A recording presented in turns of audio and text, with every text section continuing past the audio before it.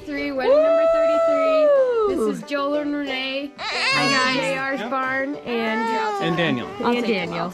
Yeah. And we are excited to be starting a new YouTube channel telling you all boy. about Oh my all of goodness. this. So we're gonna get some stories from Dad because it was originally.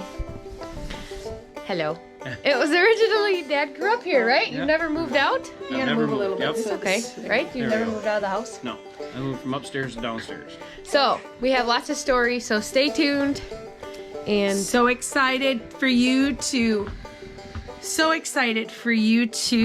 learn about the crazy life of JR's barn. here we go. For today's story, when I grew up, Grandpa would come out to the farm, and of course, as a grandson, your job then was to just do whatever Grandpa was doing and help him with it. So, whatever if we were making wood, if we were working on the tractor, whatever we were doing. Now, Grandpa is who? So, Grandpa's Lewis, my grandpa. So Lewis grew up when what was going on in the barn? There would have been still cows in the barn. It was during the 30s, so it would have been during the Depression years. So that puts a whole new spin on everything too, because in those years you just made do with whatever you had. Kind of like today, where it isn't so much if you can afford it or not, but it just doesn't exist.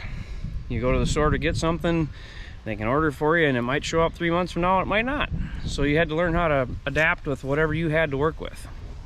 But anyway, so what we're going to talk about today are these corn cobs. So this was probably the last big expedition with my grandpa. So he always wanted, now these cobs are kind of broke up because the coons have been running around in here, but originally they would have been full-length cobs, the full length of the corn. And you had to shell those in the old sheller. I think it was a John Deere from 1921 that they bought, Grandpa and his brothers. And then they actually did a little bit of custom shelling. Apparently they shelled the corn at the state fair one year with it, because it was the new highfalutin corn sheller. Anyway, this corn sheller didn't break up the cobs. They were long cobs. And the purpose for that, Grandpa liked those cobs, is because then you could take said cob, stick it in a coffee can full of diesel fuel, have a whole bunch of them, and then that's what you use to light the fire in your wood stove. So he needed these long cobs, because the short cobs, if you dump them in your thing, you can't get them back out. So and that's the way modern corn shellers had done it. So he had to use this old sheller, which shelled like 4 ears at a time. Hold on. It was all you could shell about in the shell. I mean, whatever, you shoveled the corn in there, but it was very slow. Anyway, so in order to do all this, you had to have a corn crib that had, so you stored your corn.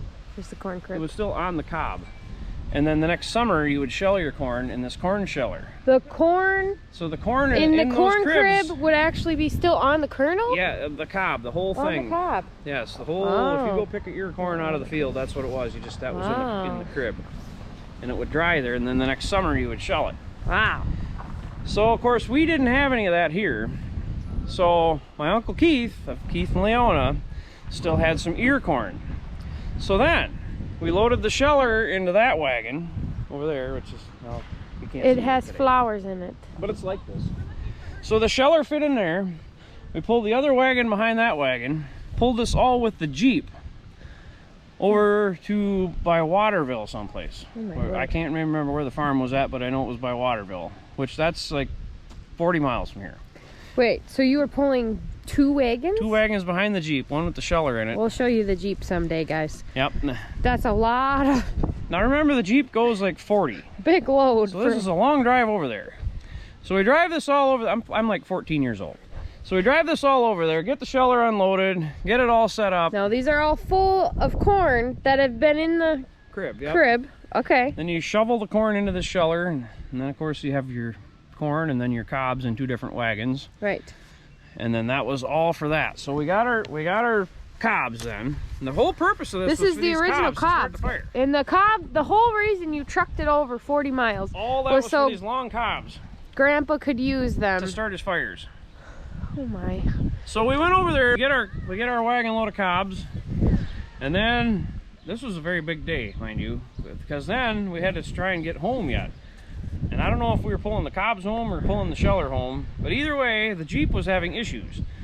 The fuel pump was going out, So you really had to keep the choke pulled, and then about by Janesville it quit, and then we had to go get gas so we could prime it and get it going again.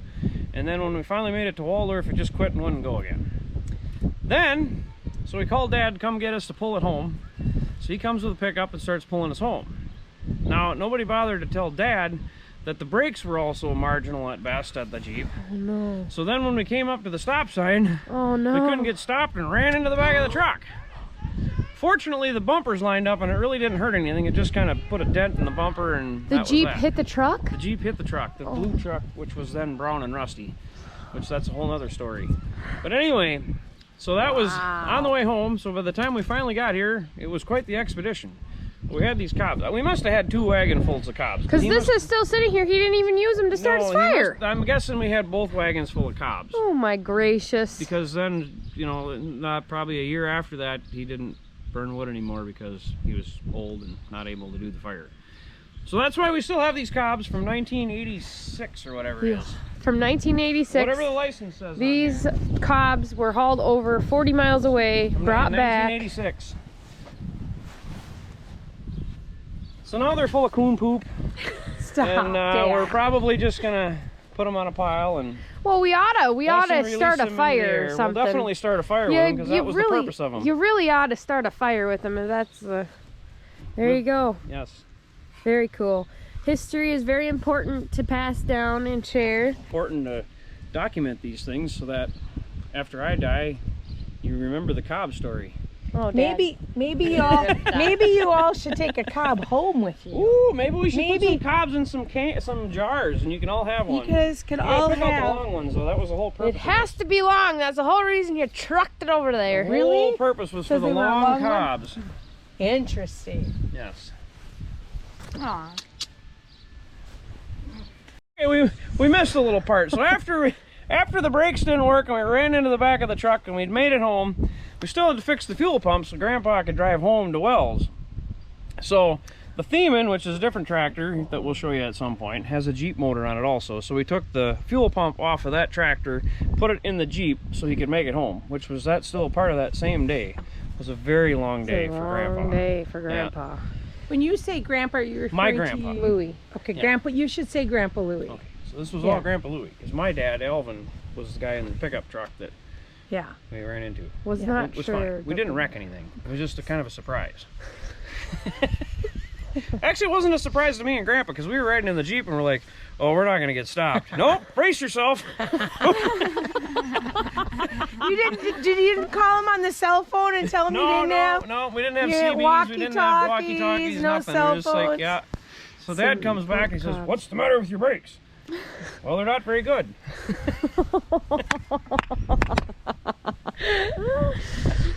Nope. It's all part of the experience, folks.